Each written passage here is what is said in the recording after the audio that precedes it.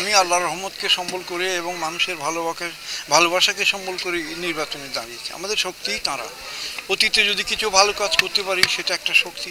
আর যদি মানুষ বিশ্বাস করে যে আমি এবং আমরা যে টিম গঠন করেছি আমার বিশেষ করে আমি ব্যক্তিগতভাবে তাদের আমানত খেয়ানত করব না, তাদের দিকে মনোযোগ থাকবে, তাদের প্রতি শ্রদ্ধাবোধ থাকবে, তাদের সমস্যা সমাধানের জন্য আন্তরিকভাবে সর্বোচ্চ চেষ্টা করব, এটা যদি তারা বিশ্বাস করে থাকেন তাহলে ইনশাল্লাহ আমি বিজয়ী হব এই বিশ্বাস রাখি। এটা তো বলতেই পারে তেমন কি অন্যায় প্রভাব বিস্তার করেছে সুনির্দিষ্ট করে বলতে বলুন মেহরবানি করে, যে অমুক জায়গায় এটা করেছে সুনির্দিষ্ট করে বলতে পারেন। হ্যাঁ, তারা যেরকম বেপরোয়া মানসিকতার মানুষ, তারা যদি এই শক্তি পেতেন, হুইপের শক্তি, মেয়রের শক্তি, মানুষ কি রাস্তা দিয়ে হাঁটতে পারত?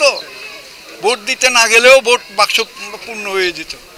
আমরা এই ধরনের কথা হয় সাধারণত নির্বাচনে, এইসব কথা হয়, এইসব নিয়ে আসলে সময় ব্যয় করাও খুব একটা সমীচীন নয়। হ্যাঁ, তারা অনেক কিছু করছেন, তাতে আমাদের কিচ্ছু দেয় আসে না। ইনশাআল্লাহ আল্লাহর রহমতে তারা আরও বেশি দুরাচারও যদি করেন, আল্লাহর রহমতে আমরা মানুষের অন্তরের শক্তি নিয়ে বিজয়ী হব ইনশাআল্লাহ। আমাদের কোনো ভয় নেই। সম্মানিত